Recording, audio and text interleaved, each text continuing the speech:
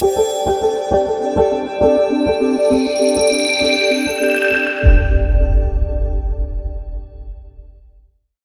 afternoon, sir. A very warm welcome to KU PodSquad, and we are really grateful for gracing us with your presence. Could you introduce yourself for our audience? Well, firstly, thank you very much for inviting me today to your university. I am indeed honored and humbled. For your audience, I am Parvez Memon. I am a lawyer by profession. I am practicing law for the last 25 years. I am practicing at the Bombay High Court. I am the senior partner of MZM Legal, which is a law firm based in Mumbai. We specialize in white-collar crimes. We are known as Band 1 white-collar crime law firm. Plus, we have other areas of practice such as dispute resolution, arbitrations, commercial litigation, non-litigation work, and such other areas of practice that we have. So currently, MZM Legal has around 100 lawyers working in MZM Legal across India. We have offices in Delhi, Mumbai, Hyderabad, and Bangalore. We also have associate offices in London and Dubai. So that's in short about myself. Anything else? 25 years in the field of law. Yes. How has that been so far? It has been great. Thank God. God has been kind so far. We started MZM Legal as a 2-member team in 2005. And today we are blessed to have 100 competent lawyers working along with us. We have around 10 partners across 4 different states. So it has been thriving. We are happy, we are good, we are successful, and we are committed to the cause of justice. So that gives us our daily, kick to come back to offices and serve our clients who repose faith and confidence in us and our abilities. And we are happy that we have been able to perform to the best of our abilities to live up to the expectations of our clients. So majorly our goodwill goes and flows through our clients' feedback, and it's a word of mouth. So it's a gradual process. In the last 25 years, we have climbed the ladder of success through every step at a time and growing bigger by the day. Today we are proud to say that almost all big conglomerates of India are clients of MZM Legal, and we take pride in associating ourselves to be advising such big conglomerates and UHNIs in India. So you mentioned about specializing in white-collar crimes. So why did MZM Legal choose specializing in white-collar crimes? So to begin with, in 2005, white-collar crime was a niche. There was, to my knowledge, not even a single law firm in Maharashtra, particularly in Bombay, and not even in India. It is now gradually, after 20 years of evolving as a white-collar crime law firm, that we see that the Band 1 law firms who erstwhile were only concentrating on commercial litigation or non-litigation law firms are now developing their areas of white-collar crime practice. But we, in 2005, seized the opportunity to tap the niche area of white-collar crimes, more particularly because when I started practicing law in 1999, we had seen quite a lot of major hardcore crimes. Like my erstwhile senior, Mr. Majid Memon, who also happens to be my maternal uncle, with whom I started my practice. He is an individual senior counsel in Bombay, and he used to practice criminal law. So in those days, there were only 2 areas of practice, which was criminal law and civil law. Criminal lawyers were practicing criminal law, civil lawyers were practicing civil law. We did not know anything much about other areas or other arenas of law. So from 1999 to 2005, we have seen so much of hardcore criminal practice that we thought that this is not what we want to do or aspire to do in lives. If we want to build a law firm, we have to create a niche for ourselves to the extent that we are not confined to the needs of individuals when they find themselves on the other side of law. Like an individual who is being hauled by the police, he runs to a criminal lawyer for his bail, anticipatory bail, quashing or trial. So we wanted ourselves to be disassociated with those kind of typical blue crime laws like crime against body or crime against women or terror laws or such other crimes that we used to erstwhile experience. We wanted to distance ourselves. We wanted to make it a clean practice catering to the corporates and commercial world. To the extent that white collar crime did exist from those days, we have seen scams and scams happening even in those days, like the Harshad Mehta scam or the Telgi scam, stamp scam, whatever you name them. So those scams were existence in society since then. We wanted to tap this area of practice to the extent that all the conglomerates today who are our clients were somewhere bearing the brunt of these scams. Like if there was a Harshad Mehta scam, the entire stock market had suffered. If there was a Satyam scam, again stock market has suffered. NSCL scam, again stock market has suffered. So we had seen scams after scams, and we had seen that the clients whom now we are catering to were at the receiving end. There was nobody who could stand for them or who could prosecute for them. There are offenses of criminal breach of trust, cheating within the conglomerates or associations or companies that needs to be represented.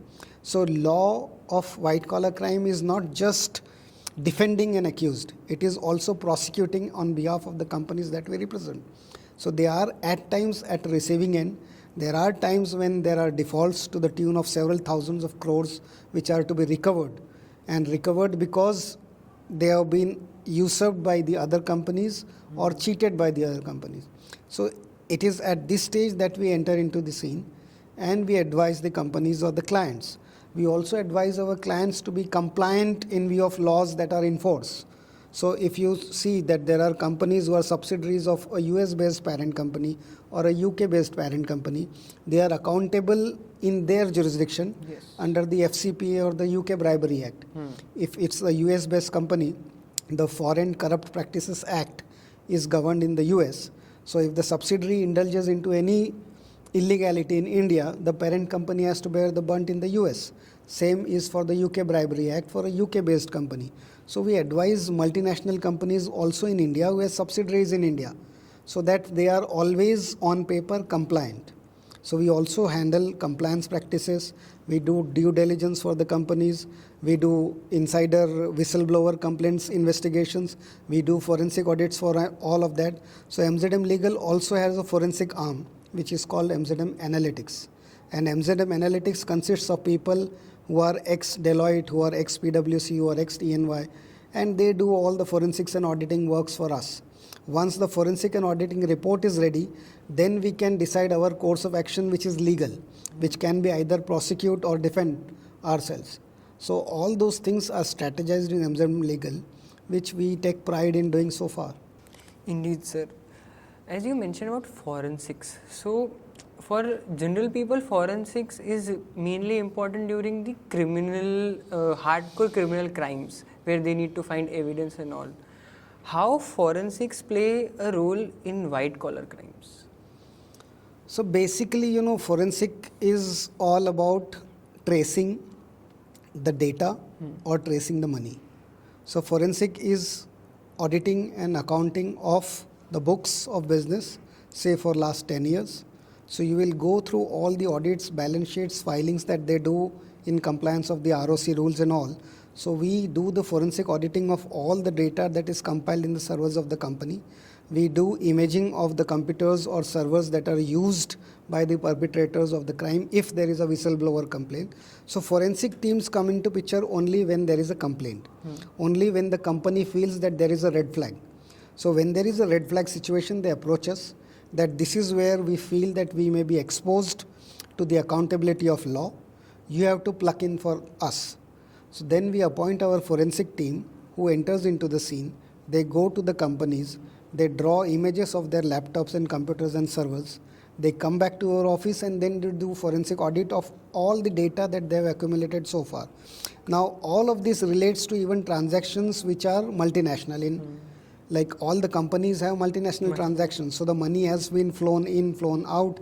There have been invoices, there have been records, there have been emails. So forensic audit not only of the accounts book, but in view of the white collar crimes and all, every communication that has been exchanged between the parties, be it for contractual purposes or pre-contractual discussion between the parties. We have to examine each and every exchange between the parties concerned, which may be relevant or fact in issue. So we examine all those facts in issue by virtue of our forensic team. They segregate the data for us. Then they prepare a report for us which is conclusive. That conclusive report is then taken to the authorities, either the prosecuting authorities or to the company, to have it in their records for their defenses if they are fearing for some action against them. So that's how forensic works in white collar crimes. So it is an integral part for white collar crimes also. Indeed. So sir, recently the criminal laws have changed. So since 1999 and in 2024, how white collar crimes have evolved and laws for them has evolved, and what the legal part or the legislation has contributed to that? So to make it easy or less complex for our audience to understand, white collar crime is not confined only to penal offences under the Indian Penal Code. From time to time, the legislature in its wisdom has come out with special statutes or enactments, like for example the PMLA Act. So IPC has been in existence since 1860, but the PMLA Act has been brought in force only in 2000s. So when the PMLA Act was brought in force, it was brought in force keeping in mind that there was widespread money laundering. People were parking or banking their monies abroad, offshore companies which were tax havens like the British Virgin Islands or Switzerland or wherever. So the black monies used to be parked outside in safe havens. Evasion of tax was massive. The perpetrators of such crimes used to have Benami transactions or transactions abroad, where they used to accumulate properties or companies or anything abroad, and there were shell companies, all of that. So for the need of the hour to meet that situation, the PMLA Act was brought into force. Earlier there were FERA, there was FEMA. So these acts have been from time to time changed, have taken shape. There is Prevention of Corruption Act that has been brought into picture. There is IT Act which is brought off late into picture, because now the modus has changed. Earlier it was being shifted, money was shifted through either only Hawala transactions or human transactions, human interventions were required. Now sitting here at a click of a button, you can transfer millions of rupees abroad, which don't need even human intervention. It could be in bitcoins, it could be a cyber offense in whatever mode or means that you can think or imagine of. So to curb those situations, IT Act was brought into picture. In IT Act, we have offenses which deals with hacking, these cyber offenses, tracking of monies, how to track the money flow abroad, all of that. So with change in time, laws have been shaped up. They have been shaped up.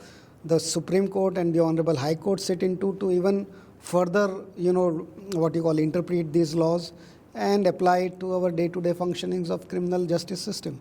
So that's how the law keeps evolving every day with passage of, say, every judgment comes up with new interpretation of law. Exactly. So the law, codified law, the section may be one, but the interpretations or the judgments may be several hundreds. So we have to read all those judgments, say even for PMLA, there are several landmark judgments. So all those judgments we have to read and factor into to see as to what comes to the rescue of our client if we are for defense, or what comes to the rescue of our client if we are representing the victims of the offense. So that is of course subjective, but we will learn as you become a lawyer and practice day-to-day white-collar crimes.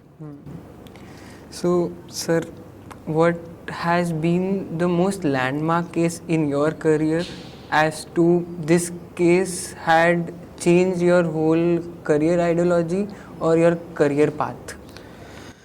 Well, to choose one from the career spanning in 25 years would be very difficult, because I have a list of such cases which are very close to my heart and very special to me.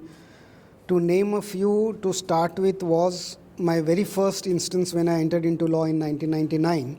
I was fortunate to work with Mr. Parvez Memon, who was at that point of time handling a very famous extradition during those days, was of the music composer Nadeem Akhtar Saifi. If you know Nadeem Shravan as the music composers of those days, there was a murder trial of Mr. Gulshan Kumar, who was a T-Series owner. And for his murder charges, Nadeem was facing extradition proceedings in London. And I had the occasion to assist Mr. Memon for that extradition proceedings since then. So that is very special and close to my heart. The follow-up offshoot of that was the trial in India. Then came some unusual cases which were the Bombay bomb blast cases. There was the Kandahar hijack case. Then there were several other terror cases like the Ghatkopar blast, Mulund blast, all of those in those days. But we distance ourselves gradually from those kind of offenses to come into corporate white-collar crimes. In 2003, I remember we had the infamous Telgi scam PIL. So the Telgi scam PIL was filed by us on behalf of activist Mr. Anna Hazare. So Anna Hazare has approached our firm during those days that he wanted to expose the stamp scam, which was then infamously known as Telgi scam. Yes. And I remember when we were arguing that PIL in the corridors of the Honorable High Court of Mumbai, that was the first instance when during the hearing of the PIL, the sitting police commissioner of Mumbai was arrested in that scam.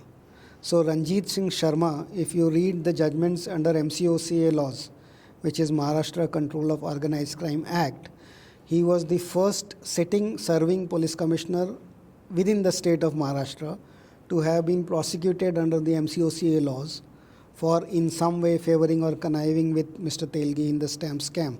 He was released on bail thereafter. It was a long drawn proceeding, and his judgment of bail under the MCOCA Act is one of the landmark judgment. So all those instances were very famous. Thereafter, gradually when we proceeded from individual crimes to white-collar crimes, we had got several UHNIs who are our clients, to the extent the most infamous war between conglomerates was Tata and Cyrus Mistry.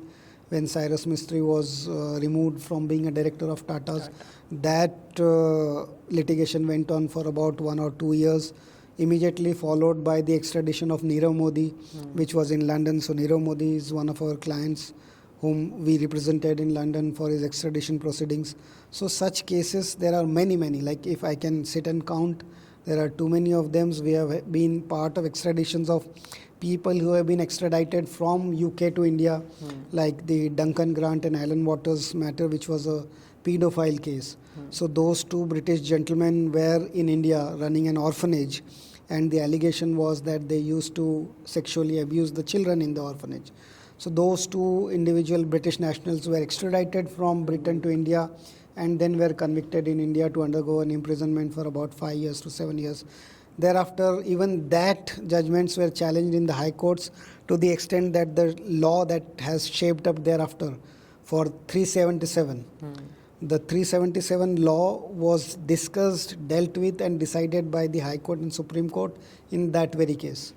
That 377 was struck down from the statute books to the extent that if it is between men consenting and all of that.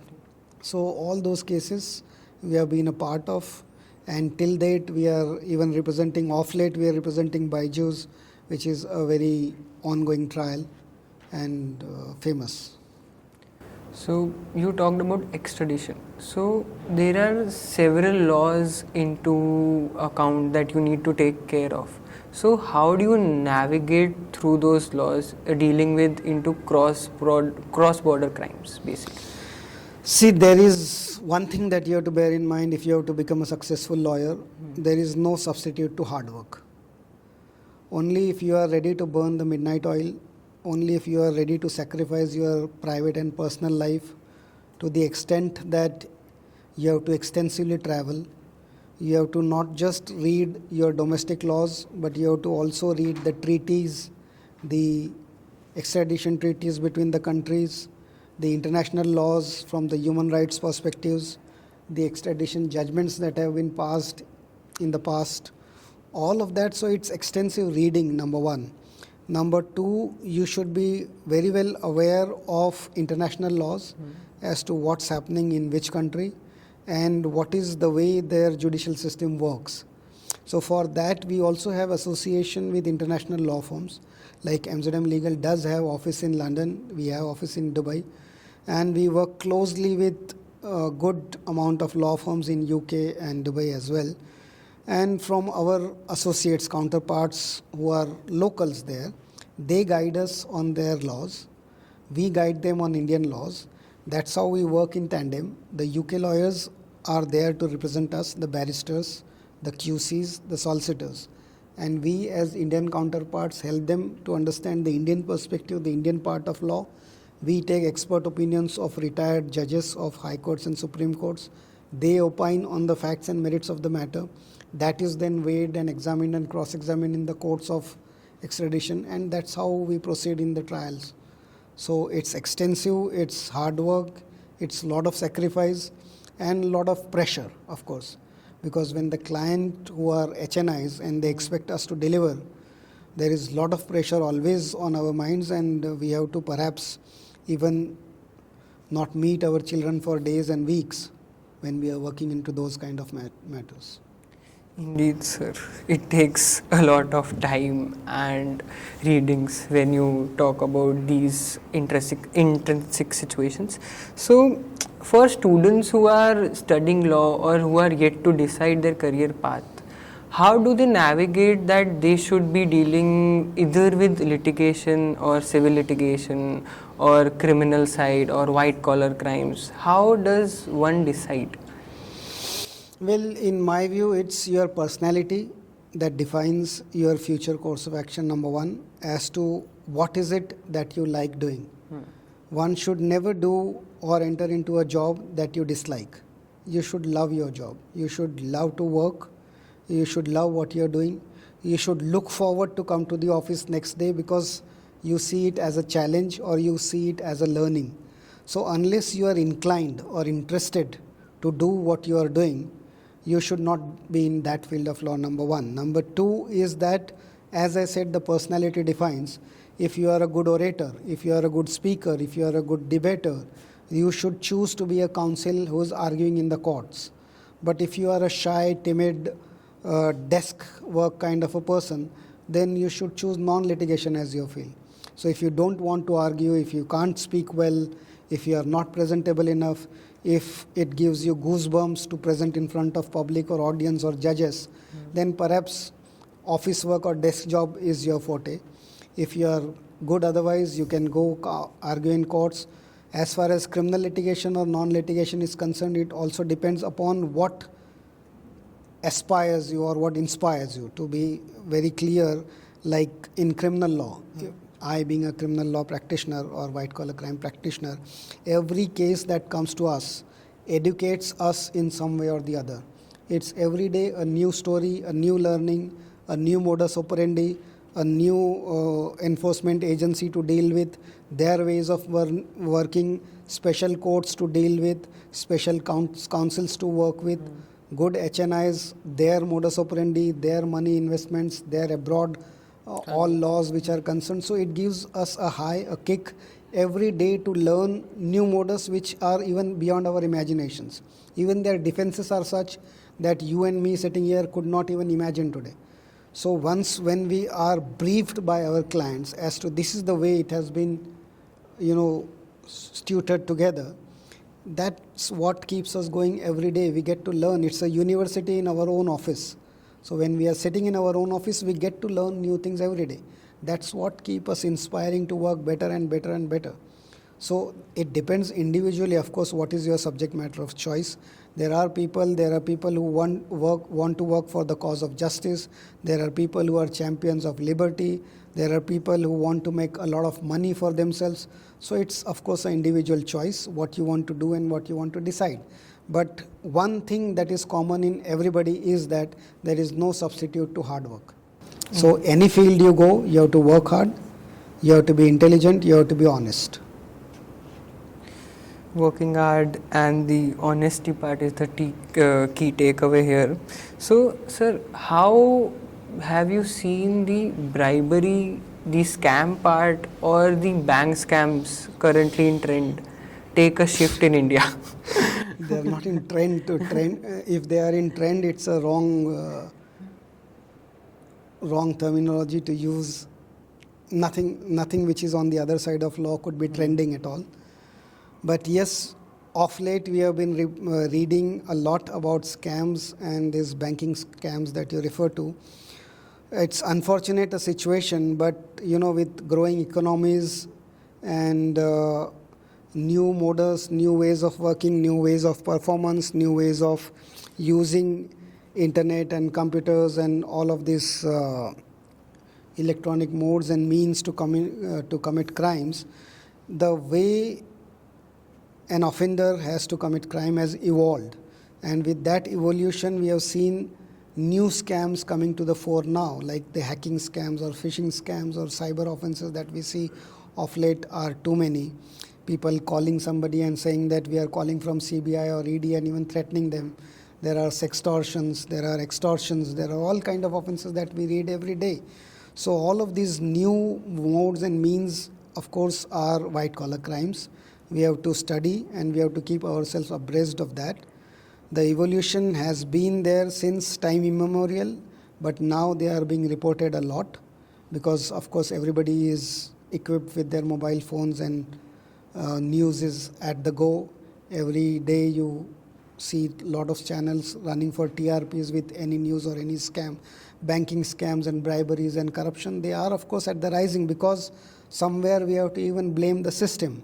In my view, as a lawyer who has been practicing for 25 years, I personally can say, and it is my opinion individually, of course subjective, that the system is rotten.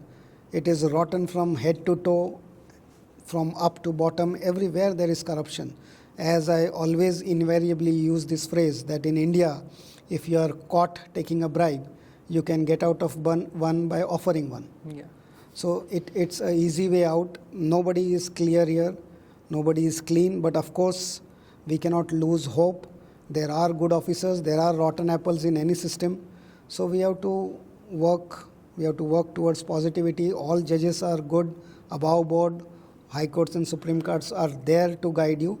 But process is a punishment. So you have to fight with the system, you have to fight with the corrupt system. But once you land within the corridors of court, I am sure justice would prevail. Thank you so much, sir, for being a part of KU PodSquad. One last question or one last piece of advice that you would like to give to any law student or a first generation lawyer or a lawyer who has just started practicing? Never give up. Stick to the field. The runs would follow. Like, there's no need in terms of cricket. There's no need to hit boundaries and sixers at the go. Just stick to the field. Runs would follow is my advice to everybody. Have patience and always have 3 qualities to be a good lawyer, which I repeat are the 3 I's which are necessary to be a good lawyer is intelligence, industry and integrity. So you have to be an intelligent person to be a good lawyer. You have to be industrious, means hardworking to be a good lawyer, and your integrity should be beyond challenge. So these 3 qualities if you have, you would be a successful lawyer definitely. Plus, there is no substitute to hard work and reading. Once a lawyer, you are a student all your life. So you have to study, you have to keep learning, more so in view of the new laws coming in now. Imagine our situation for last 25 years in criminal laws, we have been studying IPC, CRPC and Evidence Act. Now we have to unlearn that and relearn the BNS, BNSS and BSA. So we again become students now. So it's a gradual process of learning. You have to keep learning every day with judgments, with new laws, with new legislations, with changes in law, everything. So it's a gradual learning process. Stay committed, stay focused and be honest to your job. Thank you so much, sir, for being a part of this, and hope we had some interesting questions for you. And I hope I had interesting answers. Yes, sir, indeed. And I hope the audience enjoyed. Thank you so much, sir. Thank you.